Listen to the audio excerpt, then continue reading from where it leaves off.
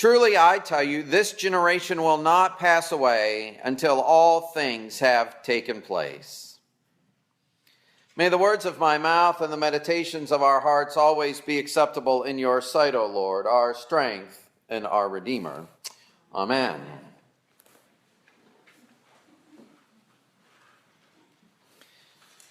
It is unfortunately not uncommon that a person who has a public audience sometimes says things they wish they could get back. That they say things that turn out to be not quite true, or might have been an exaggeration, or might be sometimes what we call, especially in the political realm, classic overreach. That they make a promise that they can't follow through with because in the moment they're so caught up in the excitement of the crowd around them, or the anxiety of the crowd around them, or just the confidence of the people around them. And in that moment, they say something that will come back to haunt them, either because it's a promise they can't keep to a loved one that they told, or in the case of somebody who's a public figure, it will show up in an ad against them later on in the campaign. It seems that Jesus has one of these moments today. In fact, this one verse in Matthew's gospel has caused more trouble for commentators and more trouble for Christ's faithful throughout the 2,000 years since Jesus walked the earth than probably anything else he ever said. Now, there are lots of things we wished he hadn't said because we really don't want to do them. Things like turn the other cheek. Things like those without sin cast the first stone. He said all kinds of things that make us feel uncomfortable. But here it seems that Jesus said something that just patently turned out to be untrue. Because he tells everybody standing around them, this crowd that is there, listening to him as he's been talking about how the temple will be torn down and then be raised back up, how he's talked about earthquakes will come and armies will come in, how he's talked about how people will be conscripted in the armies that they don't belong in. He's been just ramping it up till finally he says this thing. This generation will not pass away until all things have taken place. What is Jesus doing? And how could this be true? In the midst of all these other things we want to be true about Jesus, we have one thing that seems very clearly not to be the case. Because I promise you, nobody in that crowd that day when Jesus said this is still around. And it feels like we're still waiting for all of this to happen. Now, when it comes to verses that are problematic in the Bible, we have lots of camps of ways that people try to resolve this. And of course, the one camp has actually had quite some traction on this. In fact, there was a New York Times best-selling book in the last year that got some, it put forth this view of Jesus in such a way that Jesus isn't quite getting this right, but Jesus is showing his true cards here. That Jesus is meaning to be a revolutionary, a military one. That Jesus is meaning that he will show back up in some kind of military might. And the humanness of Jesus is getting in the way of his divine message. And then when he says this, Jesus of Nazareth really believes this. He's about to start a civil war and a revolution. And they're about to get the Romans out of there. But it doesn't come to pass. And this isn't a problem because we get lots of other good teaching from Jesus. This is just one of the places that Jesus wasn't quite right. And that's a strategy. And it actually has quite a few things to commend itself to it. And I wouldn't look down on you if you already read this book. But there are others as well. There is the other strategy that says that when Jesus is talking, actually, he's not talking to the people that are right there with him. Jesus is actually talking to the people in whom this generation will not pass away should hear the message. That the people right there aren't really his audience. The audience are some people in future time that will be able to read this and make sense of it. And they will understand that they are the generation that will not pass away. And the people that take that strategy to kind of get Jesus out of a jam here do things like look at the newspaper today and try to project when Jesus will come back. And all of Christianity has been marked by these groups of people who do just this, thinking that they are the generation that won't pass away. And they're able to look at the times around them. They're able to look at the weather. They're able to project that they think that they see the leaves coming on the tree of the end of the world. And they make themselves the last generation. But unfortunately for all of them, guess what? They are all in the dirt as well at this point. And my guess is the people that we live in and amongst who think that they are the last generation will probably suffer that same fate as all of the people who thought that before.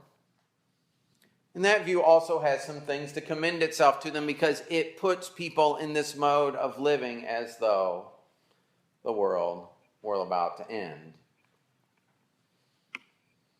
Now there's a third strategy, and I'll just briefly say that what this strategy is that Jesus means something that he doesn't say here. That he means that the kingdom is coming and the world is already ending in some kind of symbolic way. And that in some kind of symbolic way, everything that happens in the next 30 years after he says this will accomplish what he says. And will make it true. And I find that all of these strategies, even though they have kernels of truth in them, don't seem to satisfy me. It doesn't seem to satisfy me just to say that Jesus might have been wrong, though maybe he was. It doesn't seem to satisfy me that we have to justify Jesus by making it about some future generation. And it also doesn't seem that we've got to get Jesus out of a semantic jam by coming up with some symbolic way that he has really said the right thing. Because something else is going on here, I believe. And that is Jesus is standing there and he is giving the crowd a message that he is not the first person to give to them. In fact, the times that Jesus lives in are full of people with this message. In fact, the most popular type of literature in the time that Jesus lives is this type of writing called apocalyptic literature. And it's all like this. In fact, it flies off the shelves or out of the caves of the scrolls, and the scribes like to write it down a lot. These stories of how the world is coming to an end. And Jesus knows this when he tells this crowd this message. But Jesus also knows that that literature is not written for the purpose that often we think it's written for now. The people who wrote stories about the end of the world, the people that wrote stories about upheaval and tumult, the people who wrote stories about blood moons and earthquakes, were not writing them to describe how the world would end or when the world would end or try to figure out who would bring about the end of the world. They wrote them because they wanted the people to read them to feel confident if they were living in the end of the world times.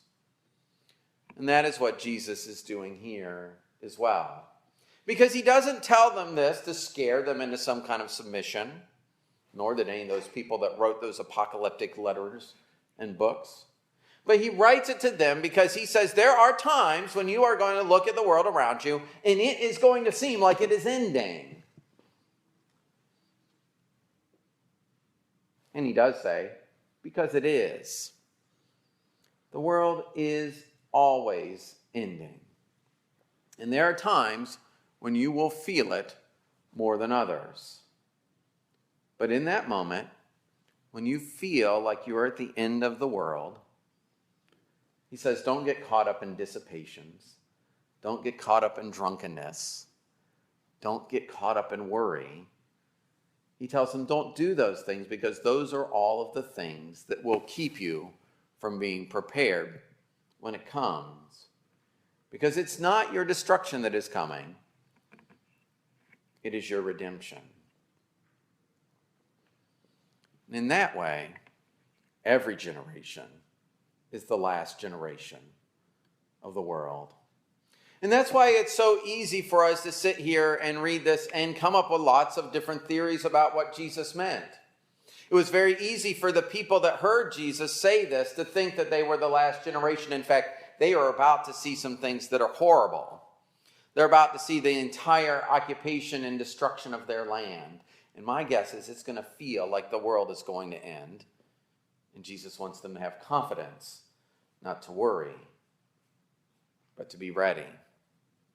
And the people that look at the newspaper headlines today and watch the news broadcast and do the same thing, they're able to do it as well because it feels like the world is ending. Jesus had the same message to them. Be confident.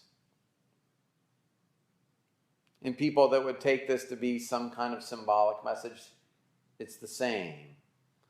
The world is always ending. You might not feel it as much right now as at other times, but at some point in your life, you will. At some point in the life of your nation, it will. At some point in the life of your family, it will as well. And he wants them to remember that the reason we tell stories about the end of the world is not to frighten, it's not to manipulate, it's not to make us righteous or better than others. It's then when we find ourselves in those moments of life, we are to be confident and ready that Jesus is just around the corner. Because if the world is always ending, guess what else is true? Jesus is always coming. I wish we had more than 4 weeks every year to think about that thought. It is a virtue to wait for things, not because it teaches us patience, not because it teaches us to have self-control about desires that we have, but waiting really teaches us to be ready. It teaches us that we can have confidence to face the one who is coming. Because the world is ending, and he is coming, and we are getting ready. Amen.